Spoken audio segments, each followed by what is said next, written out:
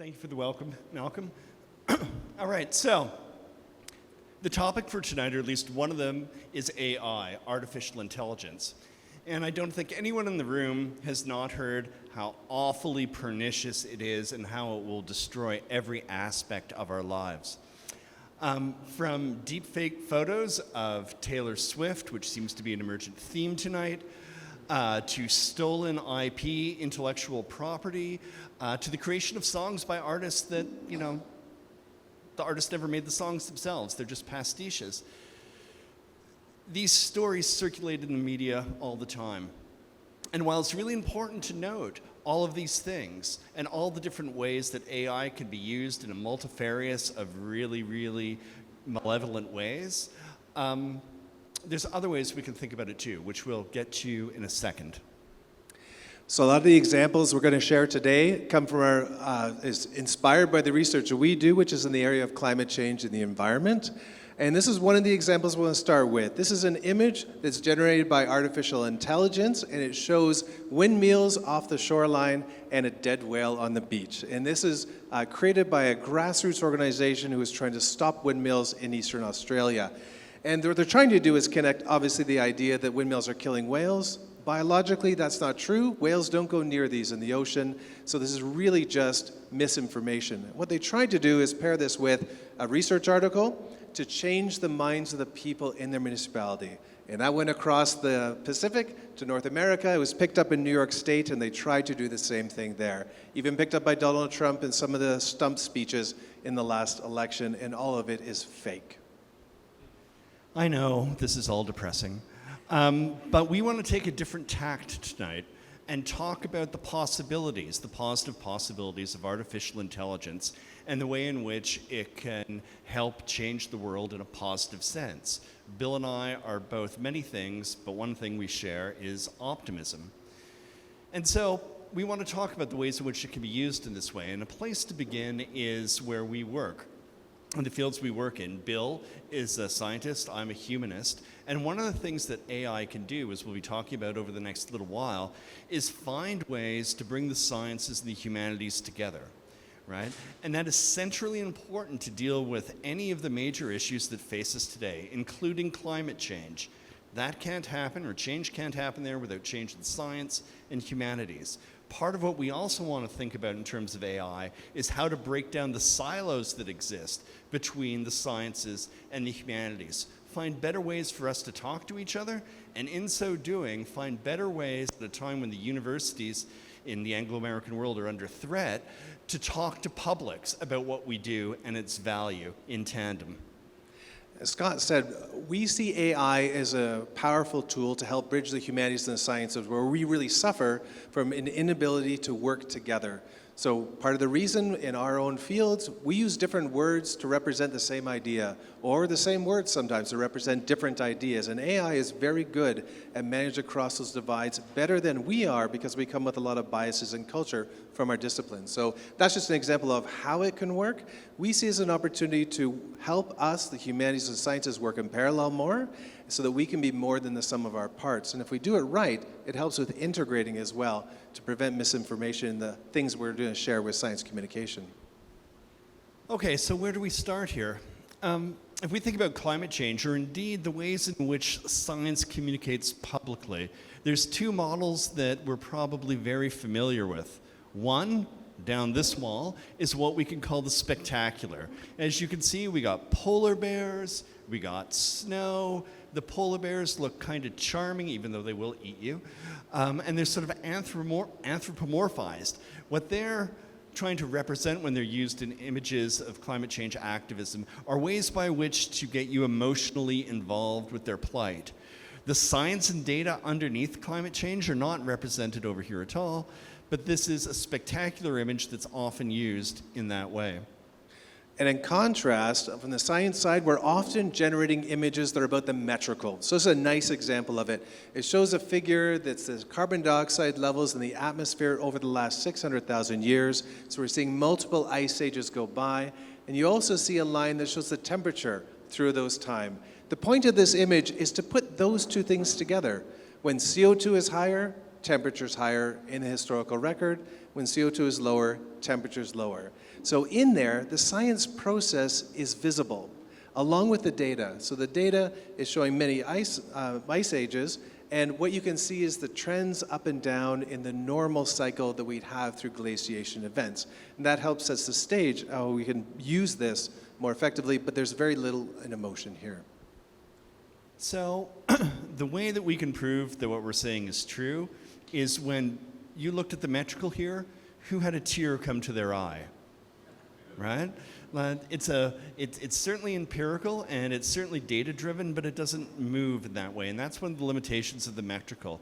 Same with the spectacular.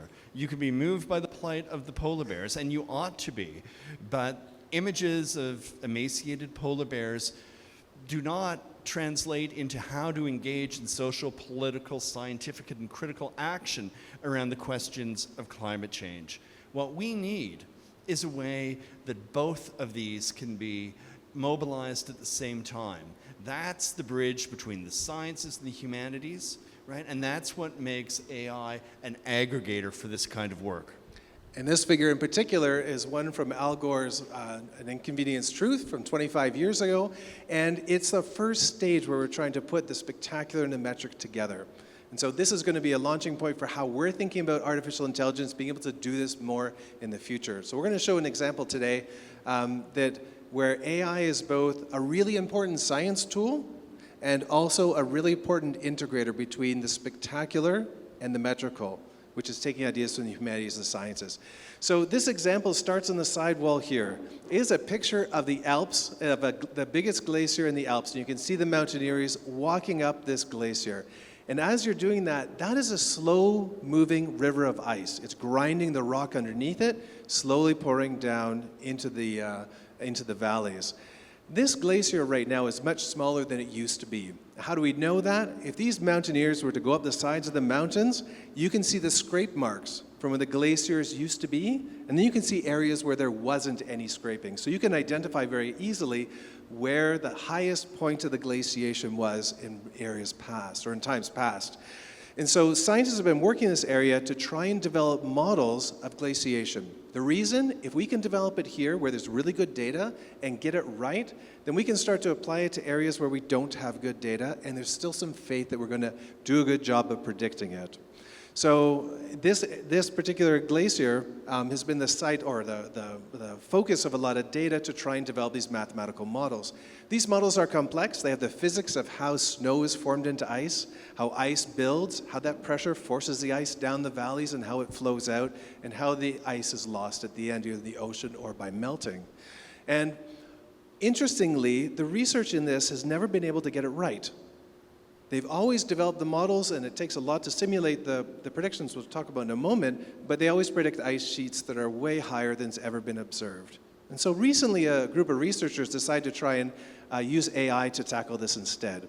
And so they developed an AI model, trained it on data that was physics-based in other areas, and they took that model and applied it here. And it did a really good job of predicting the correct location. So that's a huge step forward in terms of our understanding of what the physics is most important for these areas. And as a scientist, in my day-to-day visualization creation, I like to make images like this, which is the metrical. So on the x-axis here, you can see the elevation that's observed for the mountaineers going up the sides of the mountains. And the y-axis here is the AI prediction. Each of these dots is a location, it's a site in the mountains, and the different colors are different studies. And then there's a line that says 1-to-1, and that's what we're looking for. It's a really good relationship. So for me as a scientist, I look at that, and I'm excited because all the evidence behind the assertion that AI has been able to capture these very complex processes is embedded in the picture. But it doesn't do anything to move you emotionally, and it doesn't contain any signaling to what the processes are. So, and Bill mentioned earlier Al Gore's Inconvenient Truth. And the still that we were going to use isn't in the mix, but the one that Bill showed is like a good approximation to the type of thing that was used in that work. You may remember that there's a hockey stick graph on XY axis And Al Gore is standing off to the side on a hydraulic lift going up to the top of it, showing just how bad things are going to get, right? That's an early instantiation of the way in which the metrical and spectacular can come together. That the data, like the XY axis, is then turned into something that has an emotional impact because Al Gore is on a hydraulic lift. We're arguing or postulating that with the development of AI, this can be done all the more. And this machine learning model is an example of that. This brings together the data that Bill is talking about, along with the intrepid explorers who are walking along the glacier, and turns it into an image which can move and can both demonstrate the scientific data underneath it, where the scrapings are happening along the formations and what have you, but also show the flow of the glacier itself through the middle. So when we think of artificial intelligence and we think of openness we think of openness in terms of the data. And I should back up. When we think of AI and the use of it, we're thinking about openness, and it's something that we want to recognize that there's challenges with this, because if we make things very open, then there's going to be misuse of the data, and there's going to be intellectual property as well, and we're talking about compensation for the people who are doing the work. However, on the positive side, AI needs or benefits from having openness in all parts. It has openness in data, needs a lot of data to create the AI models. So imagine we're trying to create an AI of climate change and you don't have data from Canada. It's going to be really hard to do that. So the more open data means a better ability as scientists to be able to use that to develop the models. The AI models themselves, we want those open as well. So in the previous example, the AI model was the science. It was the actual abstraction of the idea of how the physics worked, because what it did is it weighed what was important to look at and what was important to not look at in the physics of it. So it is the final science, and we want that open so that other scientists can take it and build on it and develop it further. And then the products that are generated from AI, the simulations, the images, and the text, the more that those are open, the easier they are to share and spread the impact of what we're trying to do. So at this point, you may wonder with good reason, what does this have to do with law? And one of the things that intersects here, as Bill is saying, is the notion of open access and IP. These are two concepts that are related, but at times at odds with each other, right? IP is intellectual property, and again, as we said up front, we are concerned with the ways in which AI can use the work of artists and content creators without compensation to create new things. Open access, on the other hand, which comes out of university models, is essentially a concept where what you produce and the data that it's built on all has to be available to other researchers. This is the type of model we would like to see, not simply in terms of AI inputs, but outputs. And by that, as Bill was saying, there's these different stages of generation you can have with AI outputs around, say, modeling of climate change. And we don't want to postulate that you use this data and you make an image and that's the end of the story. Indeed, we want the images to be generative, right? And so a move away from just simply creating something that transparently or not so transparently conveys data, but instead is something that becomes a catalyst for conversations, for new projects, for new communities to arise around the output, whether they're simulations or text or images or models, right? So the image becomes decentered, and instead the communities that dialogue and debate in political, cultural, critical ways come to the forefront, whether humanists or scientists, but most, we would hope, both together, and the public. And so we think of it in terms of science communication. What we're trying to do is move past just sharing information. We're trying to move past just trying to create emotions in people. And like Scott said, we're trying to move to a point where there can be dialogue that's generated in what people are looking at. Because once we do that, we have engagement in the problem and we can get a change in the behaviors. So AI can help with that. It is very good at handling a large amount of data. It's very good at handling different kinds of data and helping us bridge the gap between the humanities and the sciences that we as researchers find difficult to bridge ourselves. It's good at dealing with very serious, a lot of complexity, and ending up with things that we can use that are more straightforward, and it helps us, in the end, make visible the invisible. Now, and one of the things that what we think about as we develop these thoughts and models is the fact that if we look at, say, the theories of media, right, all of them show that simply watching a film, a documentary, data visualization, what have you, does not change one's mind. There's not a direct injection, as it were, of ideas. What needs to happen instead is that multiple images are made, multiple modes of communication are engaged in to get past not just the siloing we're talking about in terms of the humanities and the sciences, but the siloing we see develop more and more every day in our own societies. To find ways to have modes of communication about the most important things of the day based on data and based on, emotion that allow for conversations that are not happening to now happen. And around climate change, that is one of the things that is totally siloed and where people often speak, whether humanists or scientists who are into this or find this important, in silos. It's a way of trying to transcend those silos. And so our goal then is to move both hearts and minds through AI to bring about change. And so for Scott and I, Scott as a scholar in communications and media, and myself as a scholar in population biology, being able to work across the humanities has been a really important thing for us. And we see this, especially the use of AI to facilitate it, as an important avenue of exploration that we're going to be stepping into in the future in general. Being in a Faculty of Arts and Science is a really important part of that. We are one of the few in Canada, and that means that we get to have these conversations both in teaching and research, and this is where innovation comes from. So we see this as an important way that we're going to be moving forward in both the teaching and the research areas.